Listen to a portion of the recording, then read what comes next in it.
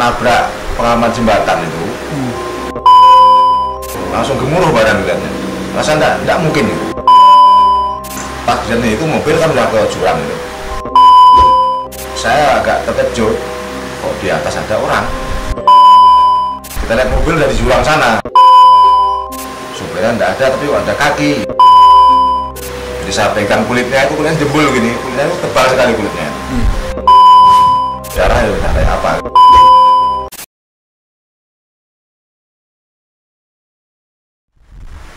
Oke, selamat malam teman-teman, kembali lagi bersama kami di channel Activity di segmen Horror Experience. Kali ini kita kembali kedatangan satu orang narasumber. Kebetulan narasumber kita dari Kota Singkawang, yaitu Mas Didi. Mas Didi ini adalah saksi hidup dari suatu kejadian di Simpang Kayu Lapis, yaitu kejadian kecelakaan pada tahun 2000 silam. Bagi teman-teman yang punya cerita horor menarik, bisa dihubungi langsung ke Instagram kami atau langsung di komentar di bawah ini.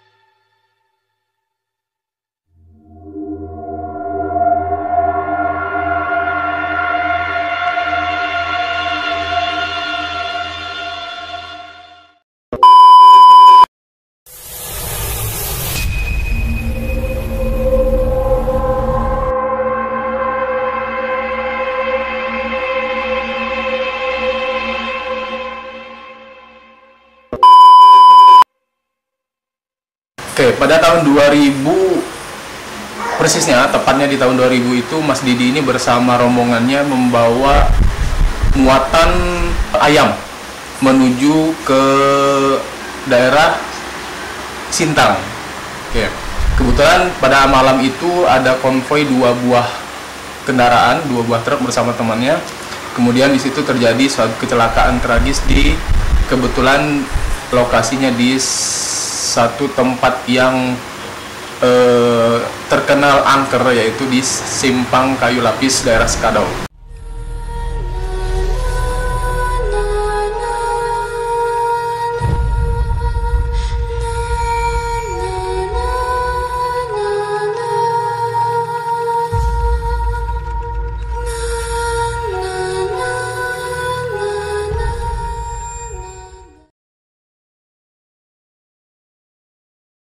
Oke, tanpa berlama-lama lagi, langsung saja kita dengarkan cerita lengkapnya dari Mas Didi.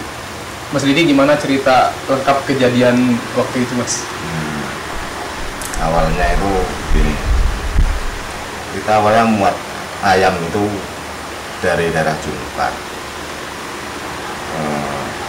Pelan-pelan sambil nunggu kawan, kan rencana konvoi dua mobil. Sambil nunggu kawan yang belum muat, kita agak pelan-pelan muat. Setelah selesai, kami sudah selesai muat, terus kami berangkat pelan-pelan sambil nunggu sampai ke desa Purun. Bermaksud biar ketemu di itu sama-sama. Itu posisi kira-kira berangkat jam berapa itu kira-kira, Mas? Sekitar jam 6:30 lah. 6:30 ya? Ya. Maghrib lah ya? Iya, maghrib. Setelah kami ketemu di Purun, makan, minum, ngopi, setelah itu kita berangkat lagi. Mungkin sekitar 1 jam lah kami. Setelah berangkat ya ada aja kendala di jalan, ya yang tidak kita inginkan ada aja. Cuman kita tidak tahu kok akan terjadi seperti itu. Yang mulai dari mandor itu udah mulai ada gangguan-gangguan seperti penjegatan, pengejaran sama aja. Tahun-tahun itu masih agak-agak rawan. Pencegatan itu maksudnya oleh siapa itu? Ya oleh preman-preman situ lah. Oh, pada tahun itu berarti masih rawan ya, Mas? Masih rawan ya. Pokoknya lewat situ tuh kalau lewat jam 7 itu udah sangat rawan sekali. Iya. Pas kebetulan kan kita agak kemalaman, mau tak mau lewat ya konvoi masih 2 mobil itu. Ya, berhubung tempatnya tahun itu rawan, ya kita bos kita ngasih pendamping anggota lah. Yeah. Anggota ya dengan apa? Yang bawa bekal seadanya lah, seperlunya. Seandainya terjadi apa-apa di jalan, seandainya terjadi kecelakaan. Ya emang kejadian betul. Kita dicegat. Ya berusaha semaksimal mungkin ya, sampai jangan sampai barang kita itu diganggu.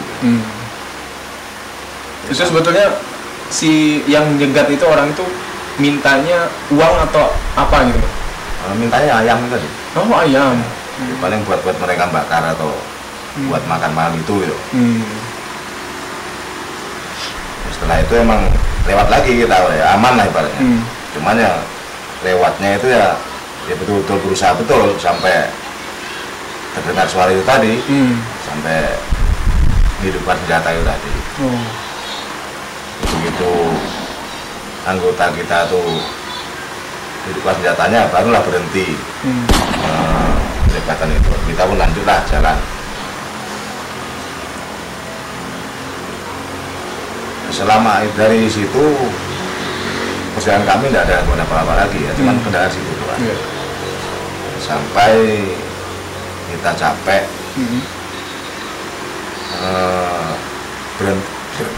berhenti di tempat ya, meskipun bukan warung ya, sementara ya buat buang air atau gimana. Setelah itu lanjut lagi. Kebetulan sampai Sanggu kan itu udah agak ya capek lagi lah, tapi singgah lagi.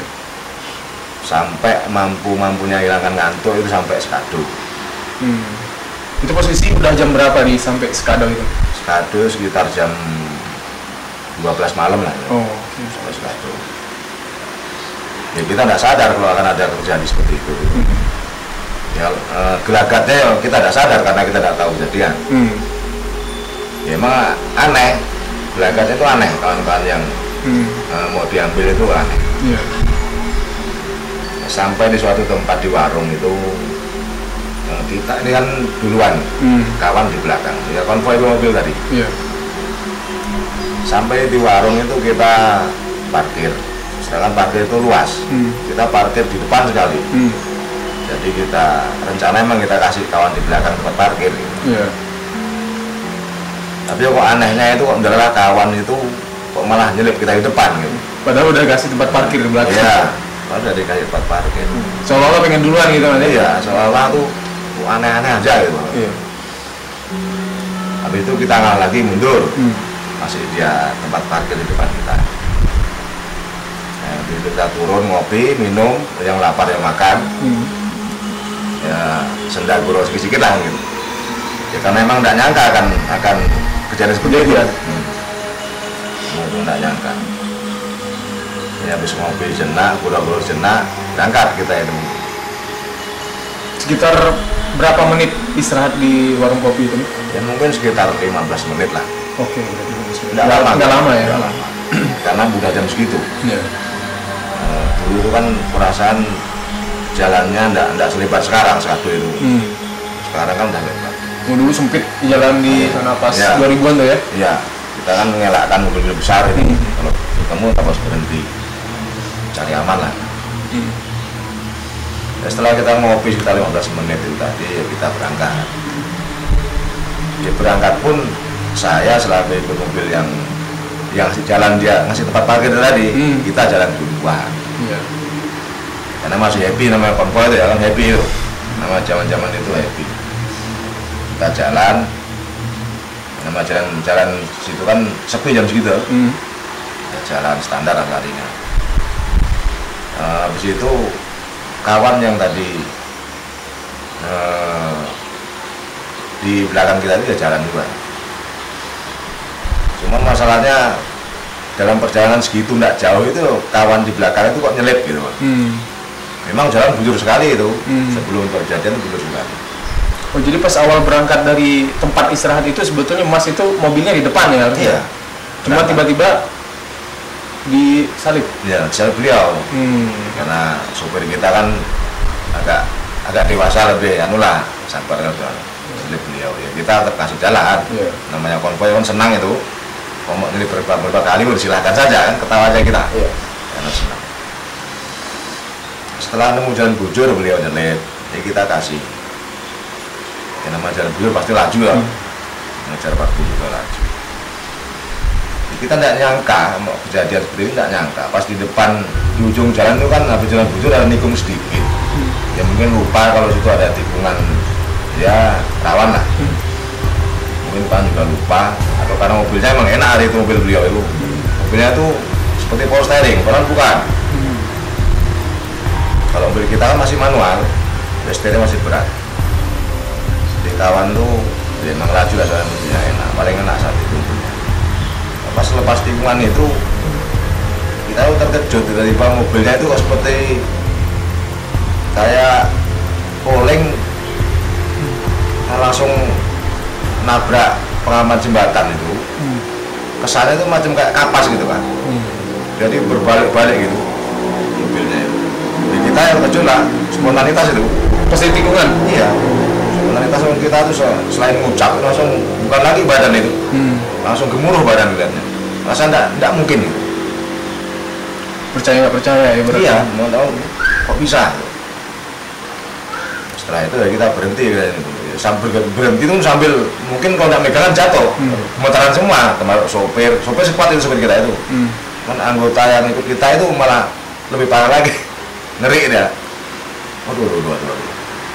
Ya saya mau tak mau namanya kejadian seperti itu kan tidak kita mau. Spontanitas langsung bercari meskipun gemetaran malah bercari. Ya kok pas kejadian itu mobil kan udah ke jurang itu. Berarti setelah nabrak pembatas tuh mobil langsung masuk ke sungai itu. Jadi tidak nampak mobil itu. Cuman saya agak terkejut kok di atas ada orang. Rupanya kawan saya yang satu itu. Oke. Sebelumnya posisi di dalam mobil yang jatuh itu berapa orang? 3 orang.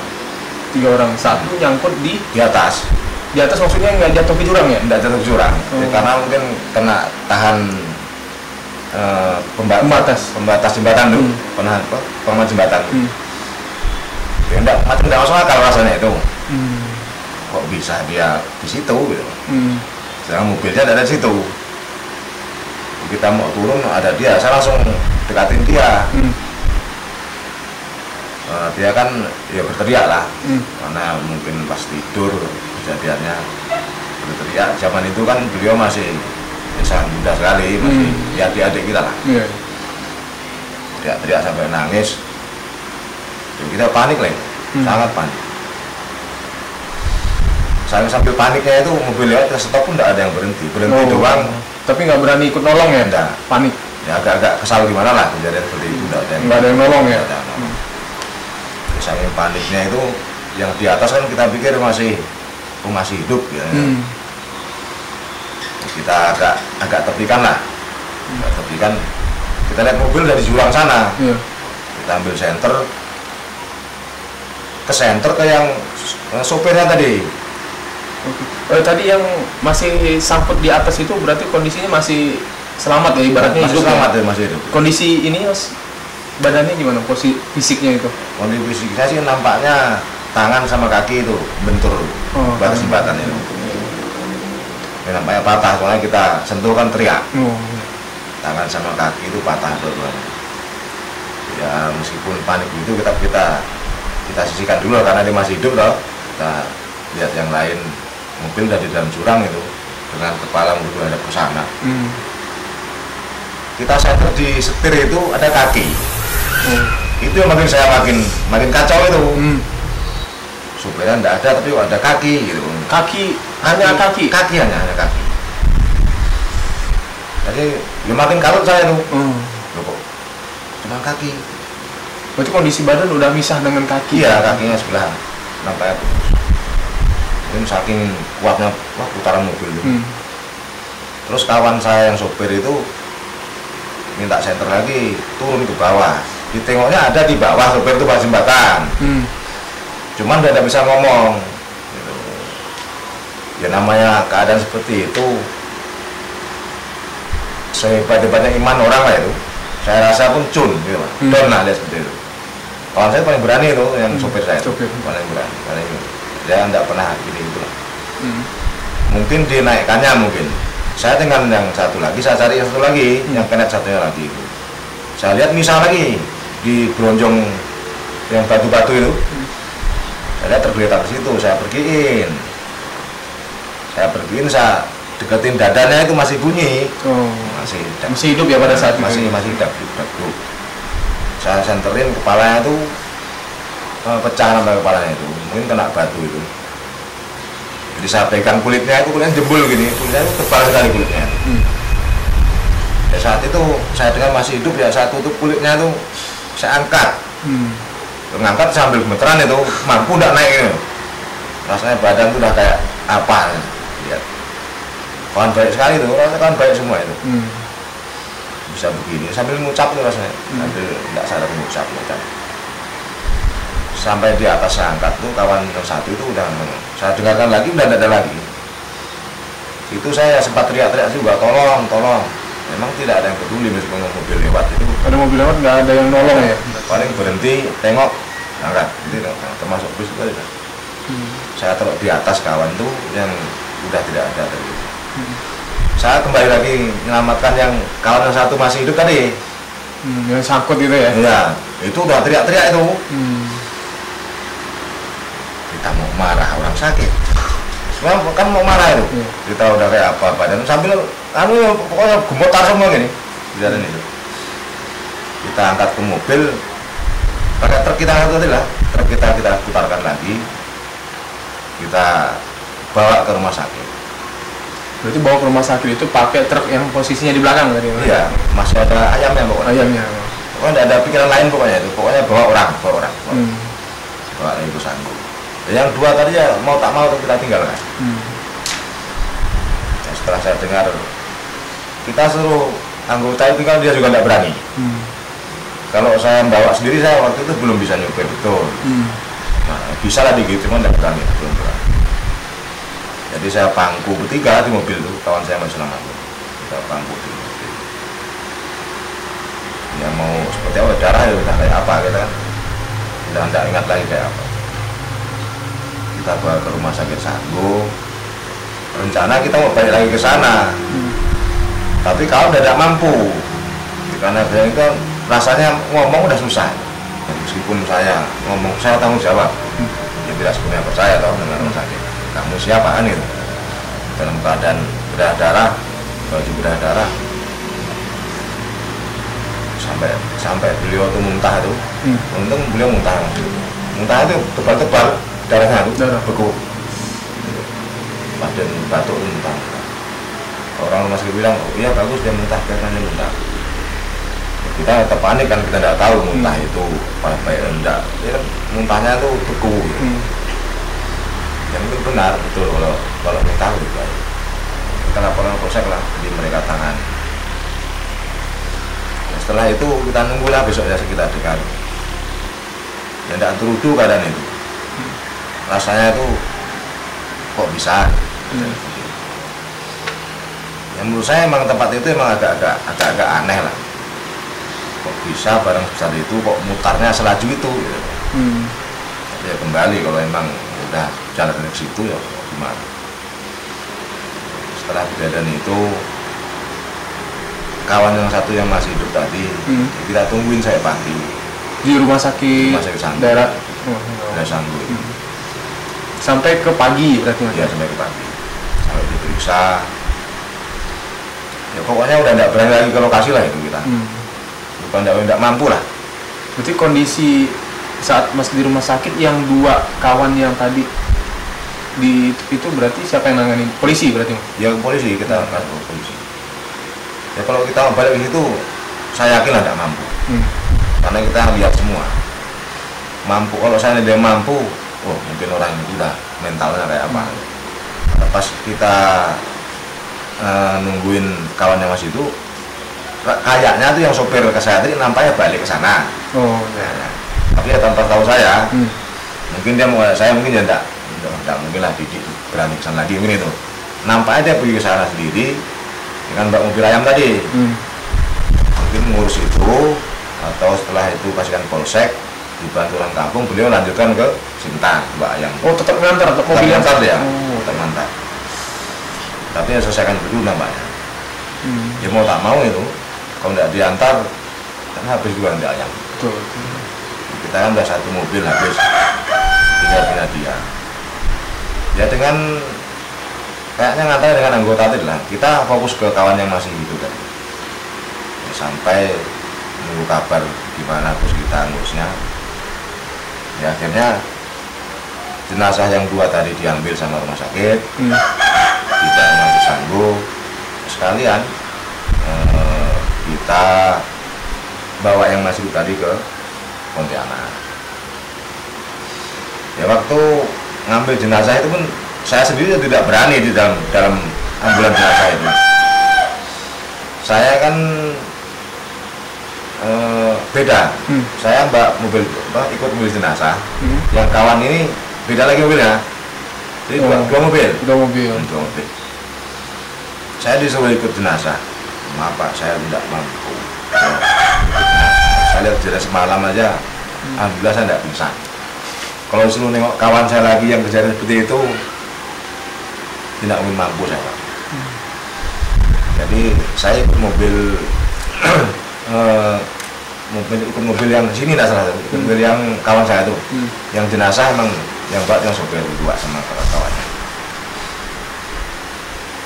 Selama di jalan itulah kawan yang masih hidup itu ya namanya sakit ya, orang sakit semua itu. Kita ngawanin, dia ngeluh, asal ketemu lubang tuh, aduh, sambil nangis sakitnya. Zaman itu mereka masih sangat muda. Sampai omongan saya tuh telajak gitu. Sebenarnya saya tidak pengen saya biarin saya ngomong gitu.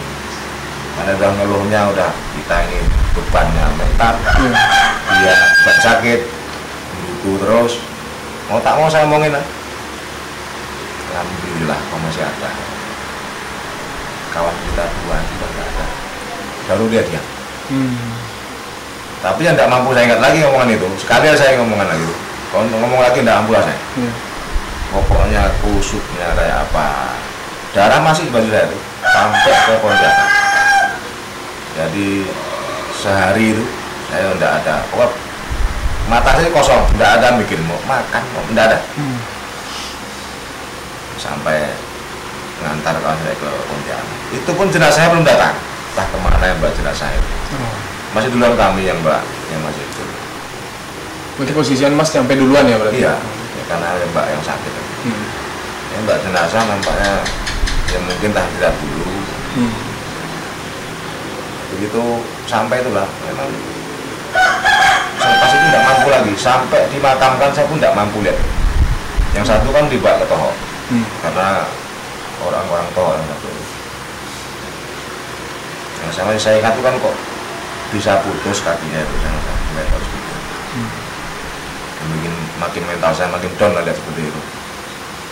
Barusan ngopi sama-sama ya. Jadi seperti itu. Makanya kok bisa. Itu menurut saya kejadian yang paling setelah kejadian itu saya menginjakkan kaki ke mobil pun tidak berani. Selama 3 bulan tidak berani. Setelah kejadian itu masih trauma kali? Yakin tidak berani. Saya rasa siapapun dipaksa pun mbak pun saya tidak berani.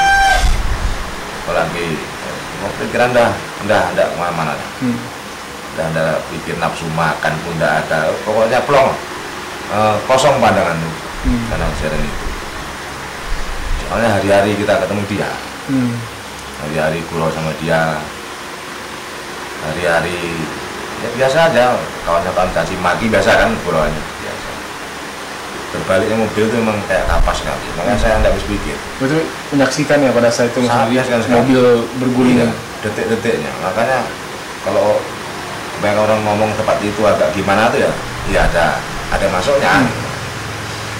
Ya kembalilah kalau memang jalannya ke situ. Oke, baik teman-teman, demikian cerita kesaksian dari cerita dari Mas Didi, saksi hidup dari kecelakaan maut yang terjadi di Simpang Kayu Lapis Kadau di tahun 2000. Oke, buat teman-teman yang nonton video ini jangan lupa di-share sebanyak-banyaknya video ini Sekian untuk video kali ini. Kepada Mas Didi, terima kasih Mas atas kesempatannya. Kami akhiri dengan wassalamualaikum warahmatullahi wabarakatuh. Sampai ketemu di video-video selanjutnya.